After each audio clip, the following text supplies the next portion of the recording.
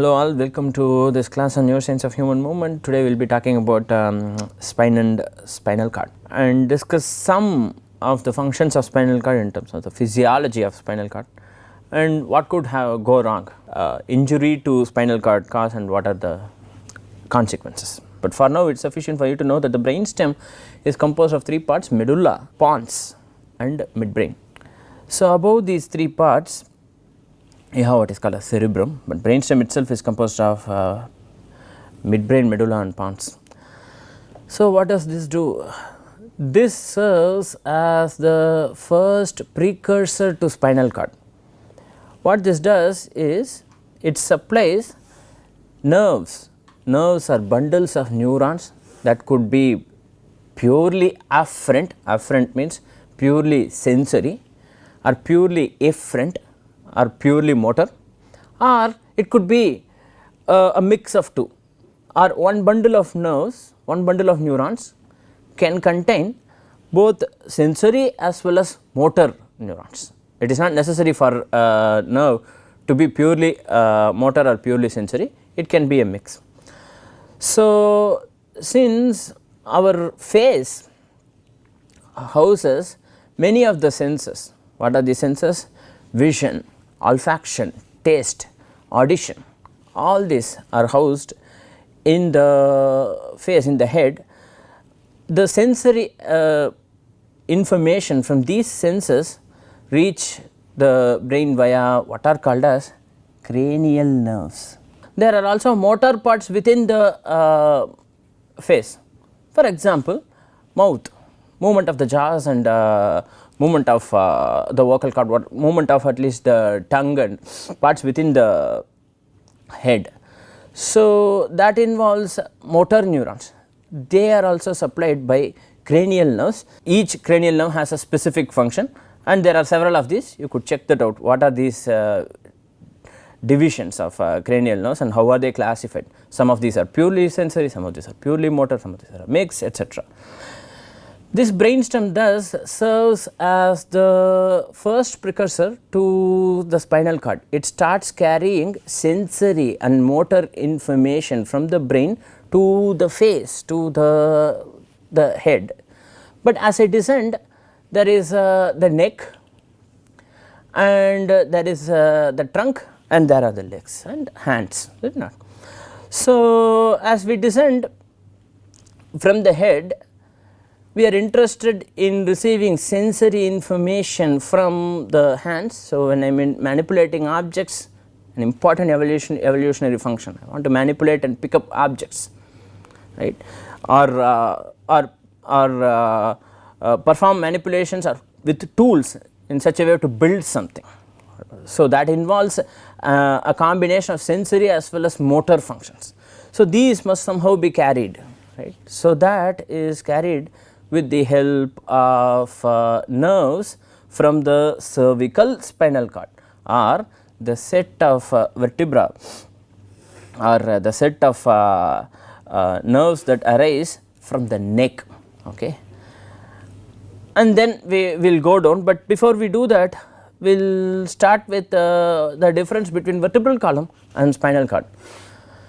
Vertebral column is this bony structure that is performing the protective function of protecting the neurons or neuronal cell bodies, axons or nerve bundles that pass through them. So in other words, you see these tubes of that carry cables, for example, in many places where non-concealed wiring is performed. What you see is that there is a PVC pipe, and inside that there are these cables. Why does the PVC pipe exist? To protect the cables. The cables themselves are the carriers of information or current, whatever, depending on, so if it is a, for example, if it is a data cable, right, then it is carrying information, digital, analog, whatever, or it can simply be a carrier of electrical current, right. But the protective function is performed by the PVC pipe, is it not? Likewise, so but in comparison, just that our vertebral column is way stronger than a PVC pipe, much stronger than a PVC pipe.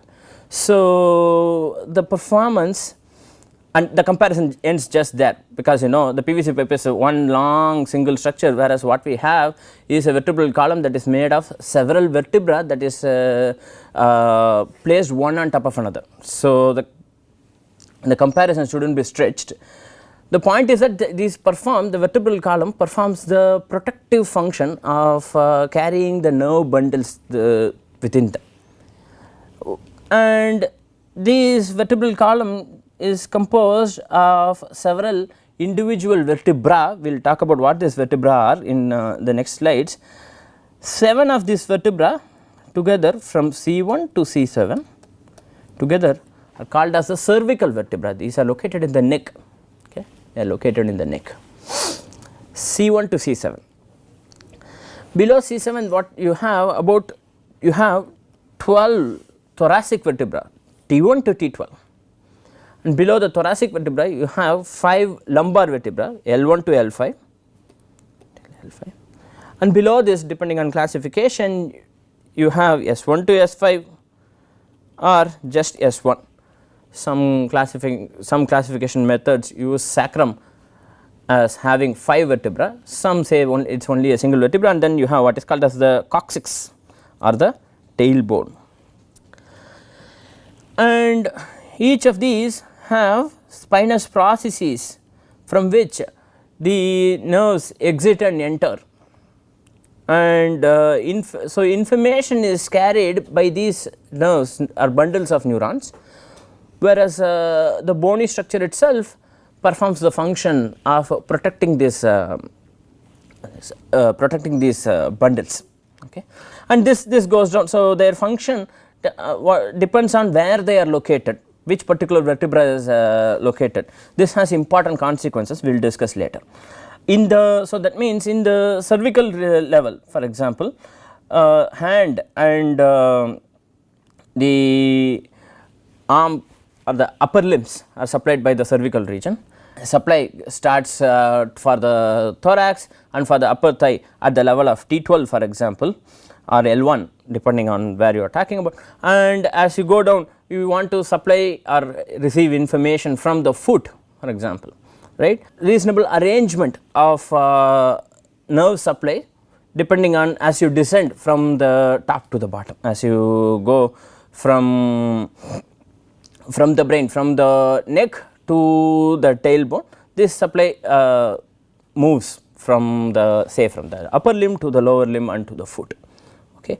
Actually towards the end you only have axons, towards the end or towards around that point, around L5S1 for example, you do not have any more cell bodies, you only have axons, those that supply the lower limb. So after this there are not any more cell bodies that are lying within this. So this spinal cord contains cell bodies, neuronal cell bodies. So it is not that they are only carriers of wire. That example should not be taken to an extreme. So in other words, they also serve as spaces from which neurons can originate. So neuronal cell bodies can lie in these spinal processes, which we will see in the next few slides, okay. So an example of a vertebra and its process, its anatomy. To this we will discuss this very briefly. So in the center you have the spinal cord, which is the bundle of nerves that I was talking about, that is going to be carried, and there are processes, there are transverse processes and other spinous processes that are carried. And note how is this looking. This is the posterior side or the dorsal side, this is the anterior side or the ventral side, or the back side is called as the posterior side and the front side is called as the anterior side. Please check this terminology for more clarity, okay.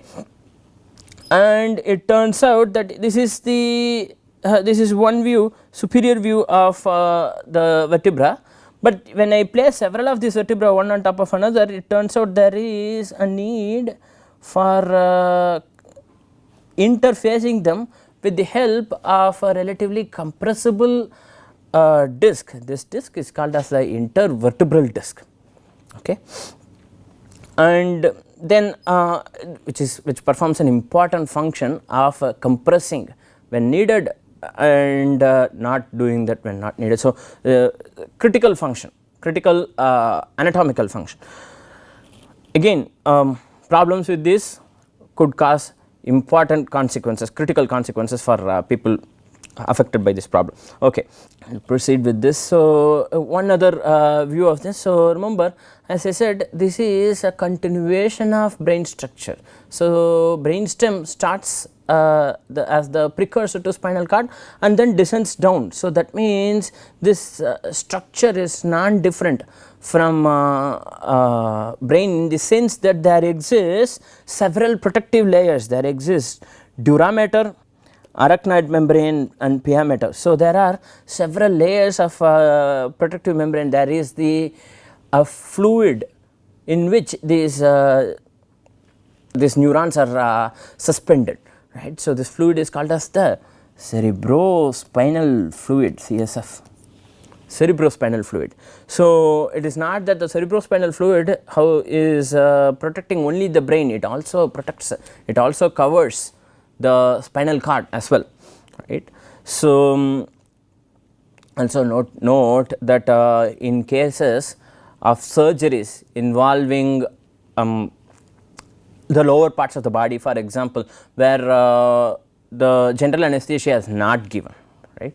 In such cases, it is these layers that are punctured and spinal injections are given, right. So, when that is given, so these are called as a epidural injection and so on and so forth. Please check those if you are interested, right. So, when this happens, for example, in some cases it is possible that CSF could actually leak and would not stop leaking for a while. This causes what are called as spinal headaches. You could just Google for that, those who are interested can Google for that. This is due to, this is also called as just spinal headache. What happens is that when the person gets up and stands vertically like this, like I am now standing, if the person is standing up, he feels headache, severe headache.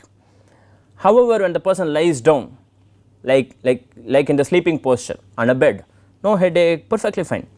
Like this onset of this headache is pretty quick, within a few seconds immediately after getting up. What happens is that the pressure, because there is a small hole that has not yet healed because of the epidural or because of the injection, the spinal injection, the CSF fluid starts leaking in small amount, causing a drop of fluid pressure, CSF pressure in the head, causing severe headache for the person. Google for this if you are interested. Okay. So, as I was talking about, there exists this cerebrospinal fluid, and in which this entire nerve structures are suspended, right. And there are two routes, the dorsal root or the posterior root and the ventral root or the anterior root. Note what happens here. So, the anterior root or the ventral root contains mostly motor neurons, the dorsal root contains sensory neurons. They both combine together here to form one nerve bundle.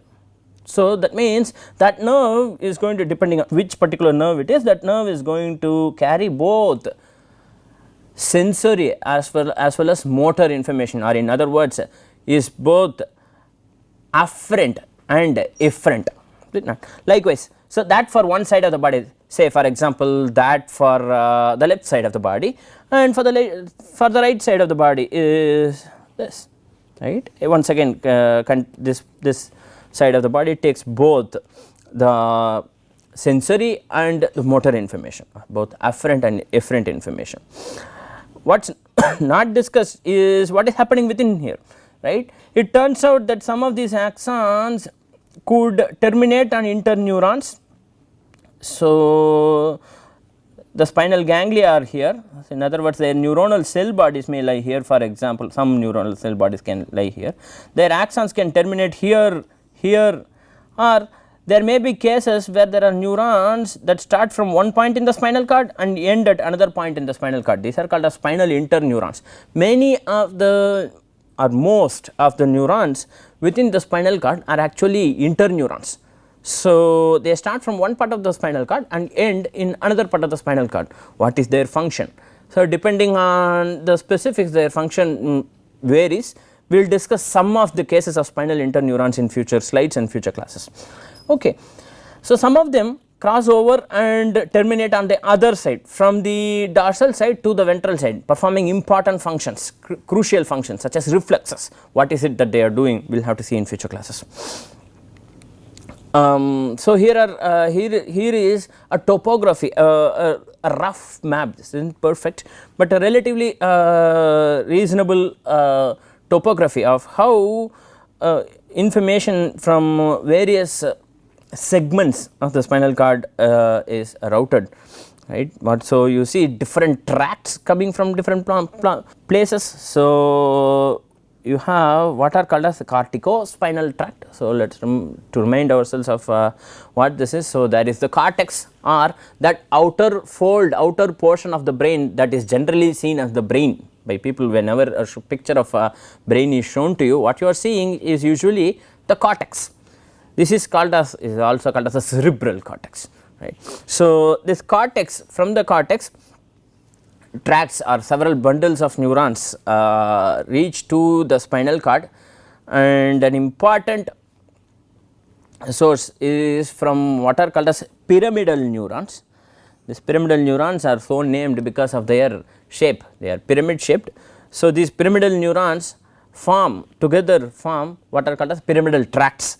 So, there are different pyramidal tracts called as lateral and anterior corticospinal tract, and some of these arise from different brain structures other than the cortex.